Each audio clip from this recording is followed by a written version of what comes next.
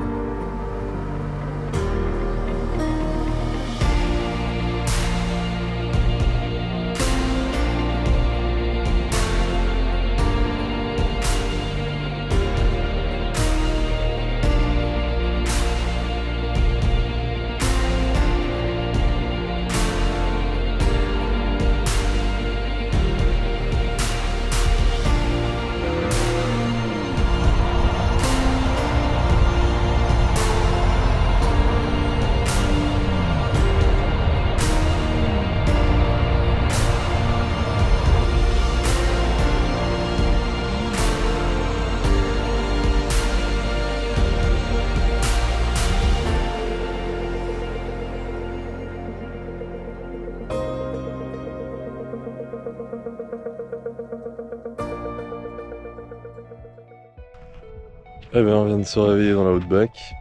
Wow. C'est quand même quelque chose. Hein. On n'a pas vu d'animaux, on n'a pas entendu de bruit bizarre.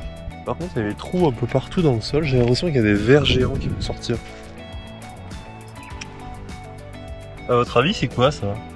Oh my god! Tu l'as vu toi? Dis-moi où il est. Dis-moi où il est. Ce matin, on va petit-déj, après on reprend la route. Et l'objectif, c'est d'arriver à Cooper Pedy. Un spot vraiment très stylé, vous allez voir. Sur la route, on a pu découvrir de nombreuses mers de sel. Certaines s'étendent sur des centaines de kilomètres carrés, créant des paysages plats et presque lunaires. Bienvenue à Cooper Pedy, la capitale mondiale des opales. Cette ville est réputée pour être l'une des villes les plus inhabituelles et uniques au monde, en raison de son mode de vie souterrain et de son importance dans l'industrie minière des opales. Ici, il fait tellement chaud que la plupart des maisons, hôtels et églises sont construites sous terre. Pour l'occasion, on a décidé de visiter une ancienne mine d'opale qui est restée authentique.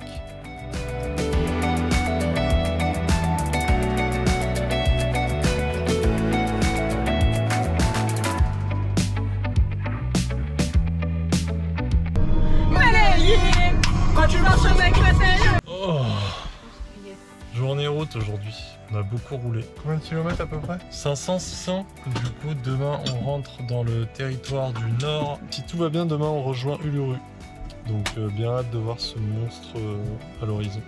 Mais pour l'heure... 2022, sauve blanc. C'est comme ça qu'on dit ici. Putain, t'as trop pris la conf toi. Et... Allez, à demain pour l'Uluru.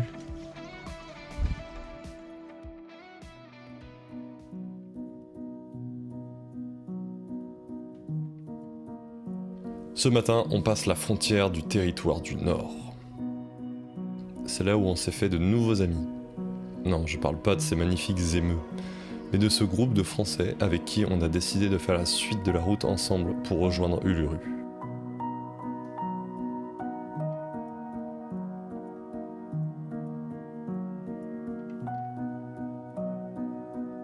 Et c'est avec ce magnifique coucher de soleil que nous arrivons au pied de Liars Rock, appelé maintenant Uluru, en rappel à son nom d'origine aborigène.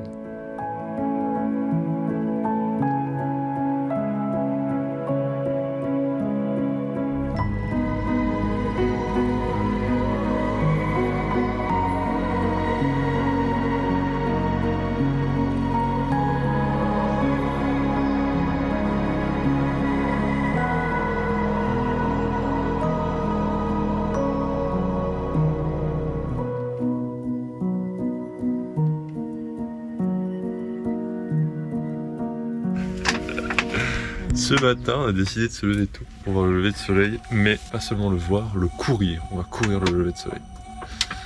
Et on s'est dit, quoi de mieux qu'un petit run autour de Uluru. Je sais pas si des gens ont déjà fait ça dans leur vie d'ailleurs.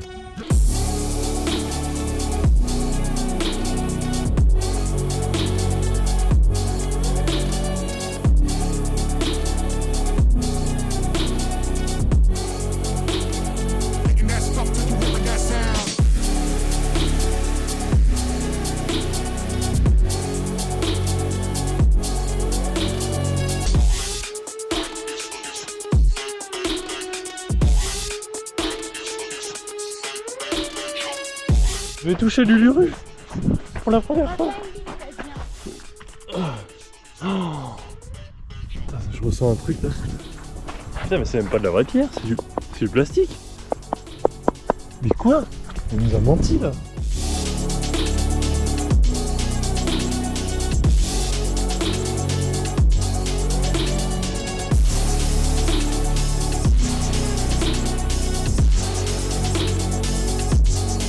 Pas grand monde qui peut prétendre avoir couru autour de l'Uluru. Après le meilleur brossage de dents de ma vie, direction Katachuta, la petite sœur de Ayers Rock, située à quelques kilomètres, pour randonner avec nos Frenchies.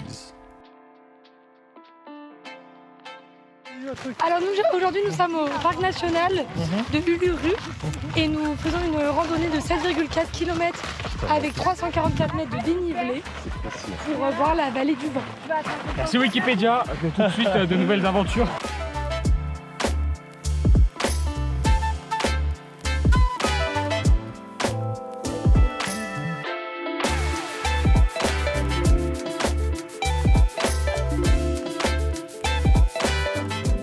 Allez, on reprend la route, on a encore beaucoup de spots à découvrir, mais on a été émerveillé par la beauté d'Uluru, sublimé par la lumière des levées et des couchers de soleil. Salut l'équipe, on s'est arrêté là pour la nuit. Vraiment le pire spot à mouche, le pire. Du coup, si j'arrête de bouger, regardez. Donc on va tenter de les faire fuir, ou de les semer plutôt. J'ai développé une technique qui consiste à marcher comme ça pendant 2 heures, vraiment être actif des bras. Faire le mec qui fait atterrir les Boeing là, à l'aéroport. Hop là, tac, ça marche. Mais si on arrête, hop, ça revient. On va tester un truc.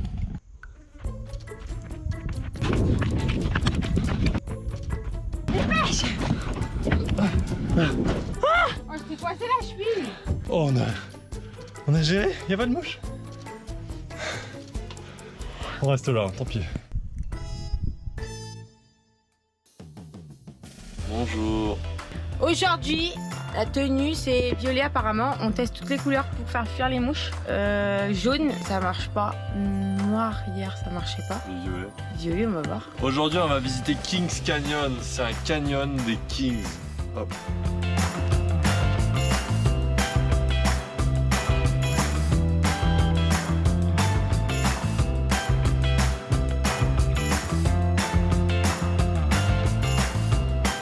Kings Canyon est un canyon haut de plus de 270 mètres.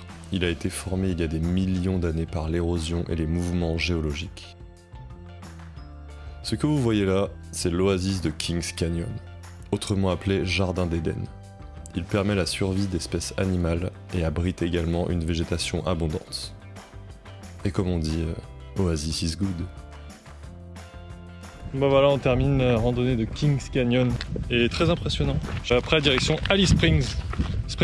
Alice Springs. Springs.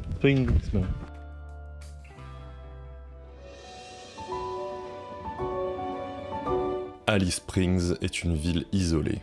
C'est la seule ville à 1 millier de kilomètres à la ronde.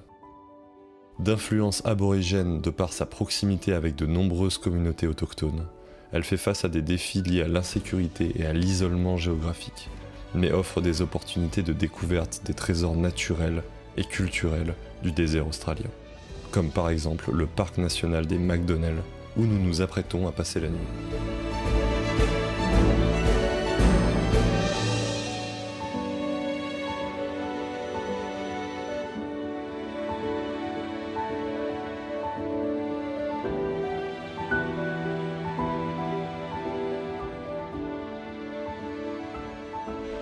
Bonjour à tous.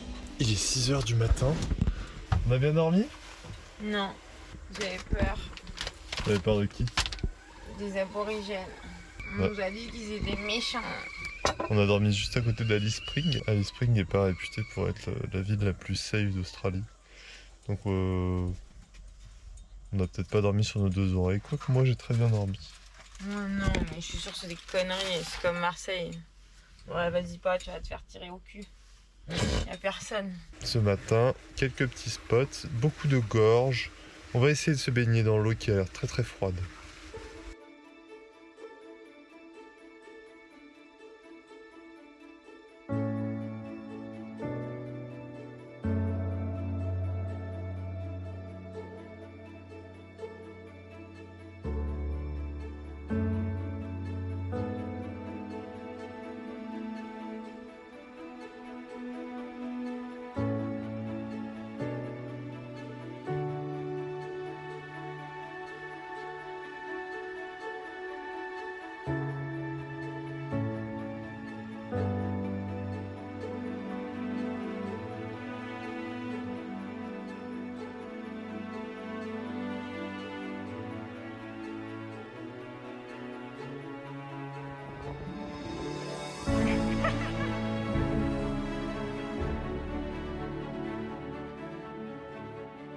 Je me demande ce qu'il y a au fond.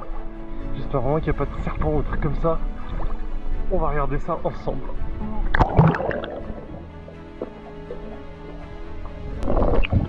Alors dites-moi qu'il n'y avait pas des trucs bizarres. J'ai envie de rentrer là.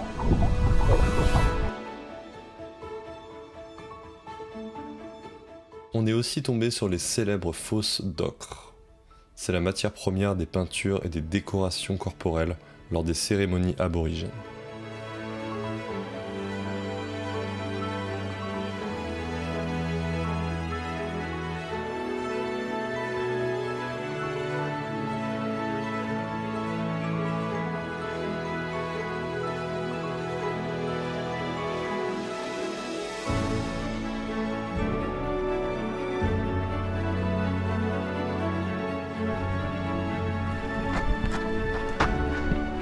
Pour la petite anecdote, le premier jour où on est arrivé en Australie dans notre famille d'accueil, on dormait dans un conteneur, vous vous rappelez, si vous avez vu l'épisode. Le premier soir où on est arrivé, où le monsieur nous présentait la chambre, on ouvre le conteneur et là, on voit une araignée grande comme ma main. J'ai pas de grandes mains, mais quand même. C'était horrible, j'ai passé la pire nuit de ma vie. Et c'est là où j'ai découvert que j'étais arachnophobe. Je crois. Travaillé dessus depuis, mais j'en ai attrapé une à pleine main après. Allez voir l'épisode, c'est incroyable.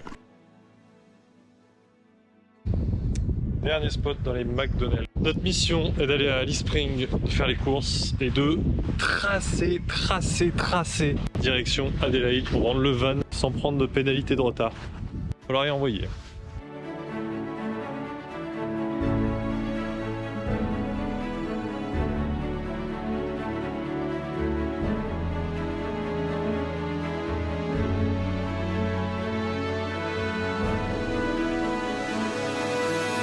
Les aventures dans le désert s'achèvent, mes amis. Ce fut quelque chose d'incroyable. Si on devait conseiller quelque chose en Australie, je pense que ça a été notre coup de cœur, vraiment. C'est un truc à faire. C'est juste un truc qui te permet d'être focus sur ta place, entre guillemets, dans le monde. Tu vas loin, hein. Mais genre, c'est une introspection parce que pendant des kilomètres, c'est vrai, il n'y a que toi, ta voiture, la ligne droite, la nature. Et on pourrait penser que c'est un peu ennuyeux, mais non, parce que ça change beaucoup. Les McDonald's, mais c'était magnifique, vert, enfin beaucoup plus vallonné. Mais on n'a pas eu le temps de s'ennuyer, autant en paysage qu'en activité. Il y a toujours des trucs à voir, même si c'est un désert, et c'est ça qui est assez fou. On espère que ça vous a plu. Nous, on a pris un kiff de dingue. Comme d'habitude. Allez, à bientôt pour de nouvelles aventures. Et n'oubliez pas, si vous avez aimé, un petit pouce qui dit... Allez, ciao.